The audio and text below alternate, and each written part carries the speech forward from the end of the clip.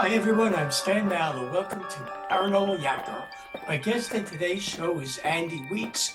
He's a best-selling author of several regional history and travel books, and I'll be talking with him about one of them. That book is Haunted Utah: Ghost and Strange Phenomena of the Beehive State. Andy Weeks, welcome to Paranormal Yakker. Thank you. Very happy to be here. Thank you for the invitation. Before asking you about some of the many incredible haunted places in Utah that you write about and was glued to your book, I'd like to first ask you, Andy, what is the reason Utah is referred to as the Beehive State? Oh, yeah, a good question. A lot of people probably wonder about that if they don't know the history. The Beehive actually comes from the Church of Jesus Christ of Latter-day Saints, their Book of Mormon. In the Book of Mormon, it talks about Deseret, which is, in their term, was the honeybee, and being industrious, busy, and whatnot. And so when the Mormons or Latter-day Saints settled the valley, they actually wanted to name the state Deseret. That didn't fly when statehood became evident, but the nickname, kind of denoting back to the Book of Mormon, was the Beehive State. So denoting that Deseret, honeybee, industrious people. The Moon Lake Monster, also known as Mooney and the Nessie of Moon Lake, is said to call the lake home. How, Andy, did those people who saw the monster describe it? I remember growing up hearing this story as a little kid from my grandparents. They lived out near the Moon Lake area, and it was kind of always one of those stories that were told. Great story around campfires, especially if you're camping in that area. So people have described that as kind of like what you would think of Nessie, the Loch Ness monster, this serpent-like creature with humps. That's been the traditional one. I believe, if I remember right, there were some that kind of variations of that. And the interesting about Moon Lake is that parts of that lake, the bottom has never been found. And so there's always been the speculation, well, does this monster exist somewhere beneath the surface? Where did it come from? Where is it? But there has been sightings, and I remember my grandmother. She compiled a autobiography, and she shared this story. It was taken from a newspaper that she didn't attribute the newspaper, but it was an article in there about some of the stories of the Moon Lake monster, and it's a fascinating story. Not only the monster, but there's tales of ghosts around the lake. There's one about Little Vicky is the ghost girl. Campers have seen her. I talked with one gentleman who was kind of a caretaker of the campgrounds, forest ranger, I believe it was, and he swears that he's encountered Little Vicky. So there's the Moon Lake monster, and then there's some ghost tales around there. Bigfoot, Sasquatch type creatures have been seen roaming the lands of Utah. Did anyone who you interviewed or researched reported having a close encounter with one of these man beast creatures?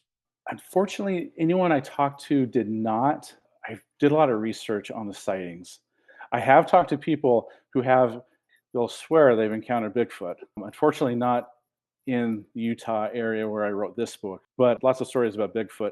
Bigfoot does play a role out by Moon Lake as well. Mecur Cemetery is a popular destination for paranormal investigators who go there to make contact with spirits who never left the earth plane. You, Andy, write about the cemetery and the ghost children who have been seen there. What can you tell me about these ghost children? Yeah, ghost children. Oh boy, I did talk with someone about this, and he swears that there's ghost children out there. He's seen the legs of them beyond the fence line, and there's been alleged reportings of these ghost children all times of the day and night. People visiting, mostly at night, I believe, but there's been other instances where children will appear near headstones, or like I said, this gentleman near a grave. He has seen like the bottom halves, their legs. It's very interesting. He swore that this place is haunted by the children. Now, I believe that there was a lot of mining that took place, and it was believed that some of these children are children of miners and early settlers of the area, Utah. It's one of those historic cemeteries you have to visit. This is the place, Heritage Park in Salt Lake City, includes the Brigham Young farmhouse, which some say is one of the most haunted houses in Utah. Can you, Andy, tell me about any of the paranormal activity that has been reported to have taken place there? The Brigham Young House is a quaint little house. First of all, it's maybe not so little, but it's a very nice house. And it was used. He had. It was told that Brigham Young, as we know, had several wives, and he built this house. Actually, some of his wives stayed there, and they had this upper parlor where the kids would play, like a playroom. And so some of the ghost stories associated are noises, children.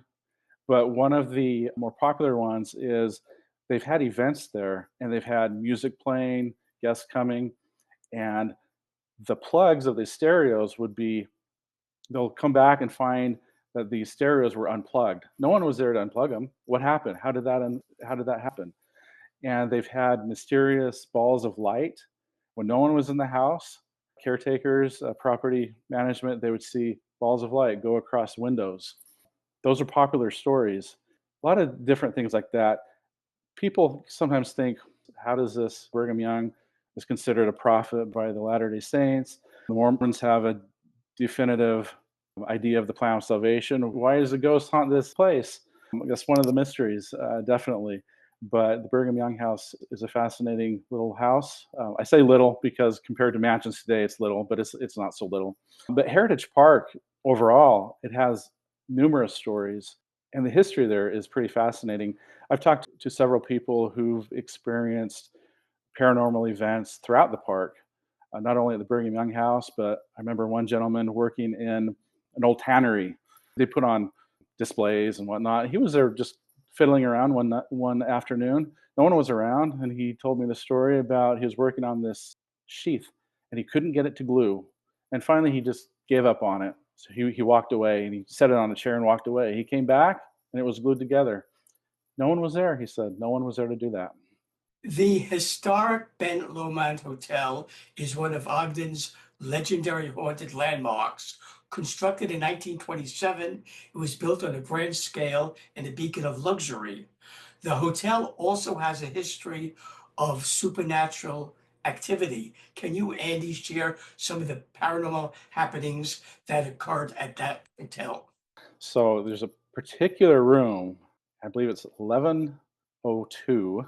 There is a room that is allegedly haunted by a couple of women. Now, I say a couple because there's different stories. One is that it's believed that a woman drowned in a bathtub and that she haunts the place. She comes back and has made her presence known through objects moving, through different things like that. There's also reported a woman who is believed to be the mother of a soldier boy back from World War II who stayed at the motel waiting for her son to return. And she got the news that something happened to him. He wasn't returning like she had hoped. And so she ended her life. And the ghost story associated with that is that she haunts the room, still waiting for her son. There's been a number of stories about the Ben Lomond Hotel hallways, apparitions, hallways being haunted by apparitions, house workers, hotel keepers encountering these spirits. The history is quite fascinating, and it's a luxurious hotel, a pleasant hotel. I had the opportunity to go there. It's a fun place, but if you're seeking ghosts, you want to check out 1102. In Navajo mythology, skinwalkers are shape-shifting witches who can cause harm. The Skinwalker Ranch, located in Utah, has been the site of an abundance of paranormal activity and UFO sightings. You, Andy, write about the mystery of the Skinwalker. What has your research uncovered about it? The Skinwalker Ranch is quite fascinating. Netflix has done a series on it. There's been books devoted solely to that. It's been the talk of paranormal activity for a long time and strange creature sightings. So much has happened there. And I think it's still being documented. It's really a fascinating place. The interesting thing about Skinwalker Ranch is it's really tough to get to.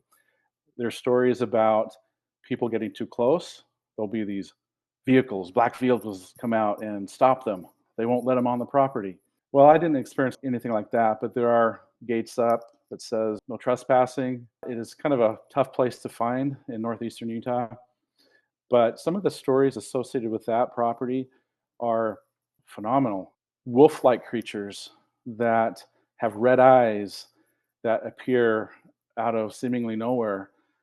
Vicious-looking creatures. Where do they come from? What are they?